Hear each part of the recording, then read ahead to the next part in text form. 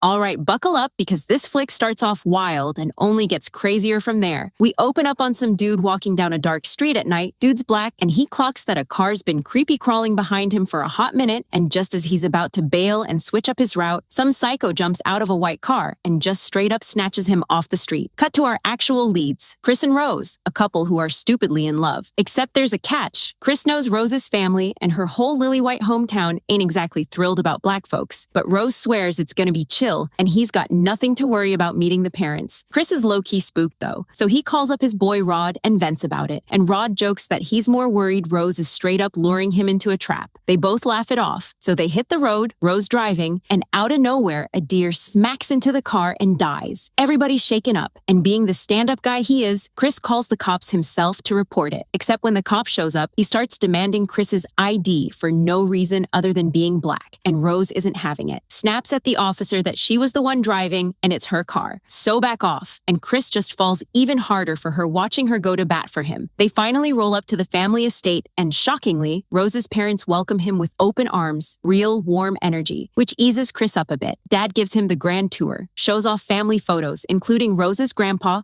who lost an Olympic race to a black runner, and Chris notices all the household staff are black, which Dad explains away by saying he kept them on as family after his own parents passed. They all chill on the lawn. Chris mentions his mom died and his dad remarried, and Rose's dad gets this weirdly satisfied look on his face, like a switch just flipped, then randomly asks if Chris smokes. Chris says he's trying to quit, and Dad offers up his wife, who's apparently a hypnotherapist, to help him kick the habit through hypnosis, which Chris politely turns down because it sounds sus as hell. At dinner, the maid keeps side-eyeing him hard. Then Rose's brother shows up acting unhinged and even challenges him to a fight, which Chris smoothly dodges. That night, Chris can't sleep, sneaks outside for a smoke, spots the groundskeeper sprinting full speed at him out of nowhere before veering off like he's just training, then catches the maid staring down at him from a window looking straight up eerie. Freaked out, he heads back inside, but Mom smells the smoke on him and lures him into the living room to help. And even though he doesn't want to sit down, something about her voice pulls him right in. She starts stirring a teacup with a spoon, asking about the night his mother died, and before he knows it, he's crying, sucked into some kind of trance, spilling his guts even though he doesn't want to. Turns out that clinking spoon straight up hypnotizes him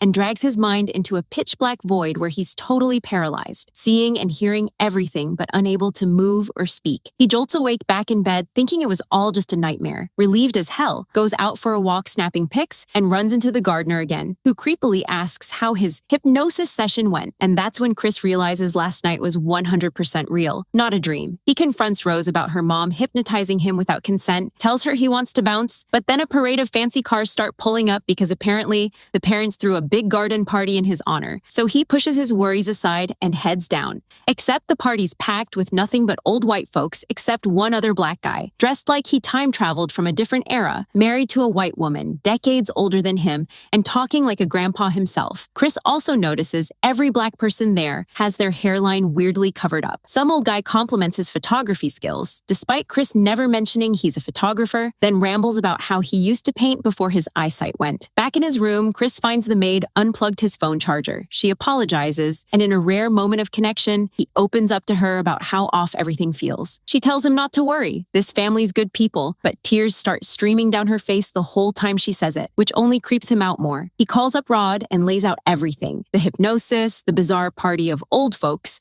and Rod tells him to get out immediately, convinced the family's turning people into hypnotized slaves. Back at the party, folks start talking about Chris's physique like he's livestock at an auction. So he tries to sneak a photo of the other young black guy to send Rod, but the flash goes off and the guy freaks, nose bleeding, screaming at Chris to run before the family wrestles him into a room and locks it up. When he comes out later, he's totally calm, apologizing, and Rose's dad plays it off as some rare photosensitive panic disorder. Shaken, Chris heads to the lake with Rose, tells her he's done and wants out, and she promises they'll leave soon. So he agrees to stick it out a little longer since he's planning a whole future with her anyway. But he'd already texted that guy's photo to Rod, who calls back in a panic saying the man's actual identity doesn't match what he told Chris. His real name's Andre, and he vanished 6 months ago without a trace, meaning he's the exact guy who got kidnapped in the opening scene. Terrified, Chris starts packing to leave, asks Rose for the car keys. She claims she can't find them and goes to look. And while she's gone, Chris notices a closet cracked open with a box inside full of photos of Rose, with a string of different guys, every single one of them black. back, including the two household staff, proving she lied about him being her first black boyfriend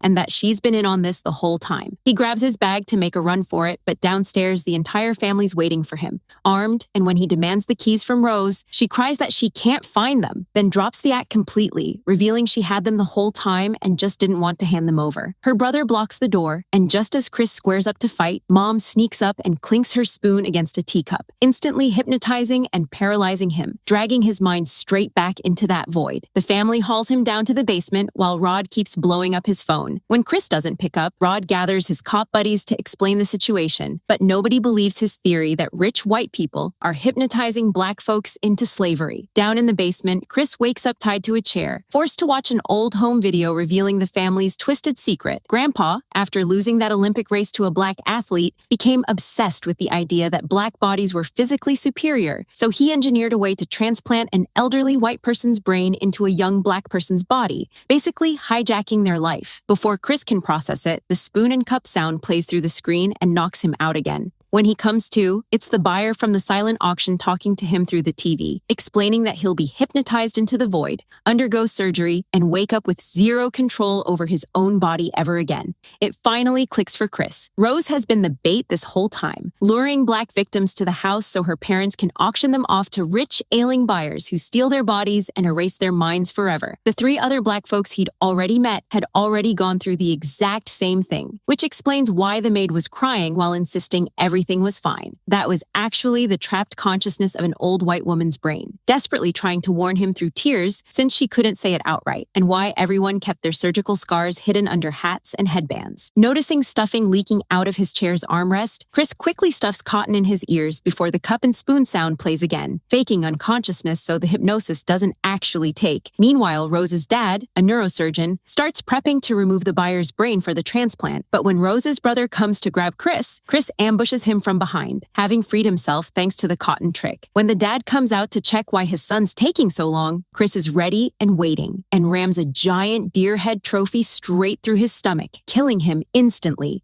Trying to escape, he runs into Mom, who realizes he's not hypnotized, and lunges for her teacup and spoon, but Chris beats her to it and smashes them to bits. Without her little props, she's got nothing, so she grabs a screwdriver instead and attacks him, but he flips it on her and stabs her with it, killing her too. Meanwhile, the brother's back on his feet chasing Chris down. So Chris stabs him repeatedly in the leg with the screwdriver to get free and make a break for a car. But as he's driving off, he plows into the maid, who's actually got Grandma's brain inside her, and seeing her sprawled on the road suddenly hits Chris with flashbacks of his own mother's fatal accident and how he couldn't call for help fast enough as a kid. So against all logic, he stops to try and save her. Rose hears the crash and comes running out with a gun, while the woman in the road attacks Chris, screaming that he killed her whole family, sending his car crashing into a tree. She dies in the wreck, he survives. And as he tries to flee on foot, Rose opens fire on him but somehow misses every shot. She then calls out to the guy with Grandpa's brain in him, who, being a literal former Olympic runner, sprints Chris down in seconds and starts choking the life out of him. Right as Chris is about to black out, he has a light bulb moment, whips out his phone and flashes the light in the guy's face, snapping Andre back to his true self. Instantly, Andre understands the whole nightmare. His body's been hijacked, he's been living under someone else's control. And realizing Rose's betrayal too, he plays along, asks her to hand over the gun so he can finish off Chris. She does, and instead he shoots her, then turns the gun on himself, knowing the flashlight trick would only hold off the old man's control for so long, and refusing to spend one more second living in a body that isn't his. Rose, wounded but not dead, grabs for the gun to finish Chris off herself, but he kicks it away, and when she tries the old "I love you" routine to win him back over, he's already onto her lies and chokes her out for good. Right as police sirens start blaring in, Chris nearly loses it thinking he's about to get pinned for murder, since it looks like he just killed a white woman in cold blood. But turns out it's not the cops at all. It's Rod, rolling up in an airport shuttle to save the day, and he scoops Chris up and gets him out of there alive, leaving Rose dead in the driveway as the movie fades to black.